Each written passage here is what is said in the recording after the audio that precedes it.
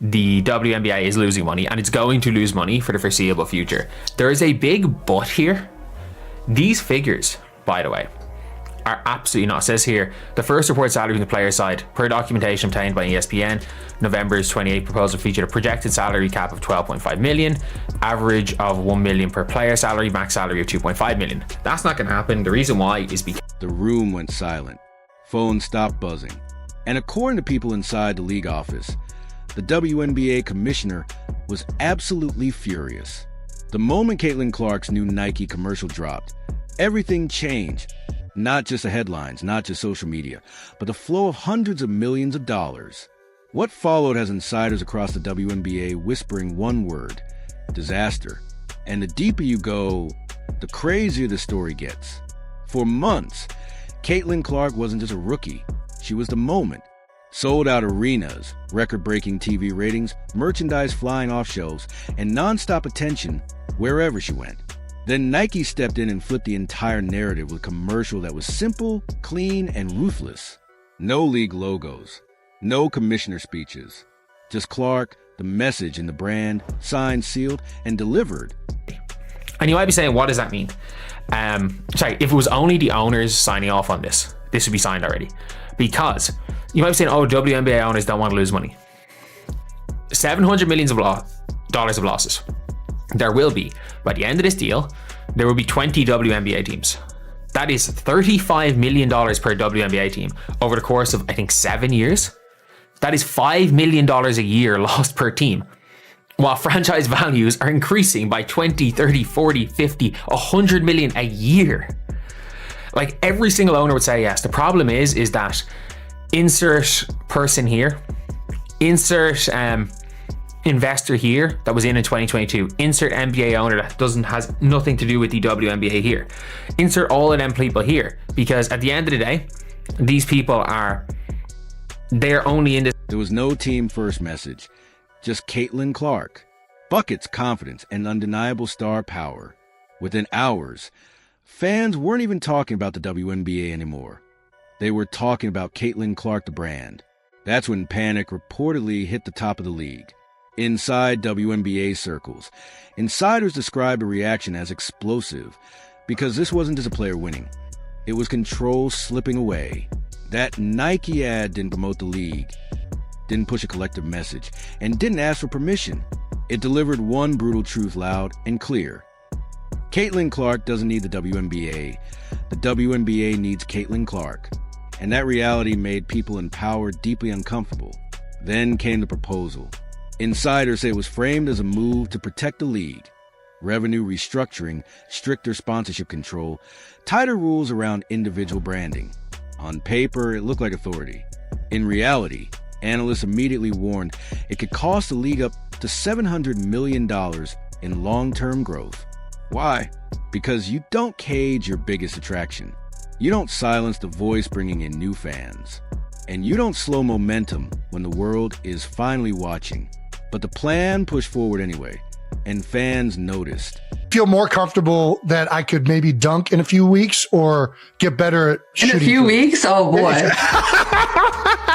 Is that what we're calling that? All you need is a few 30 weeks. days. 30 days. 30 days what I'm going for. I told him he had to lose at least 20 pounds and get the technique down perfectly. I think you need to start with like a tennis ball. Then you get the tennis ball, you go to like a volleyball, then you go to a basketball. I mean, don't ask me. I obviously don't dunk. Are you dunking? Heck no. I could maybe like grab the rim, but like I just shoot. The reaction was instant. Social media erupted with fans asking, why punish the only reason I'm watching? And accusing the league of sabotaging its own star. Critics said the WNBA looked allergic to success. Former players weighed in, media personalities openly questioned the league's leadership, and sponsors quietly began rethinking future deals. In the middle of all the noise, Caitlin Clark said nothing. No tweets, no interviews, no clapbacks, just hoops. And somehow, that silence spoke louder than any statement ever could. That's where it became truly terrifying for the league.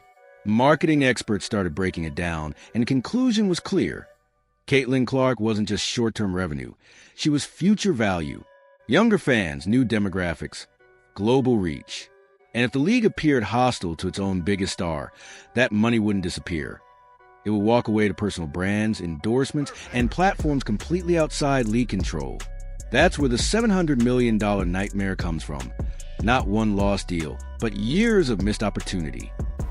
A lot of money. Or, like, it's not a lot of money.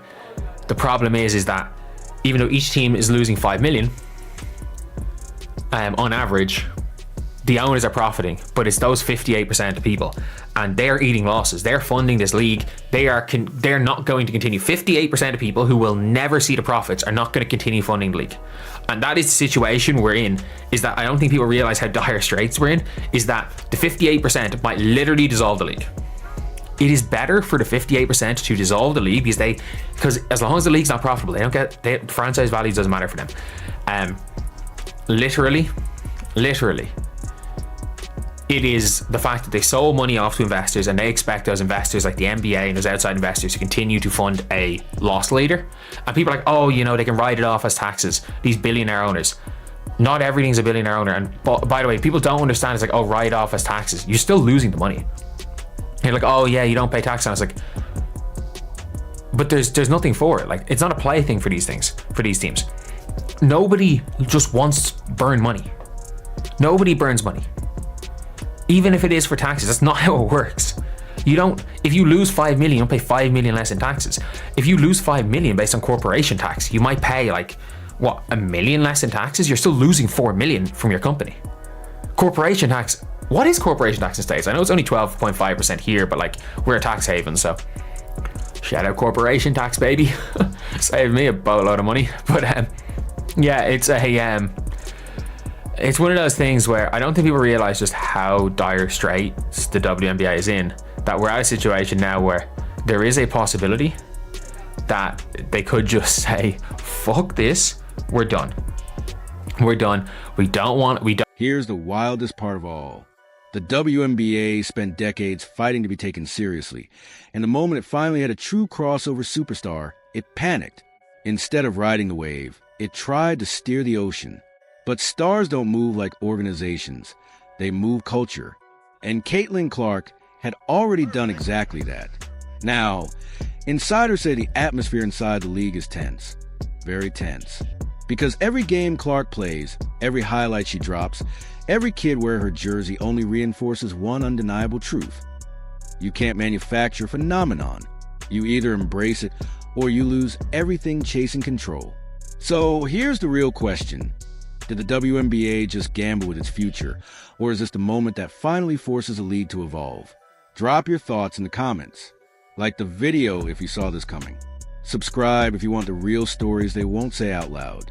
Because this Caitlin Clark story, it's only just getting started.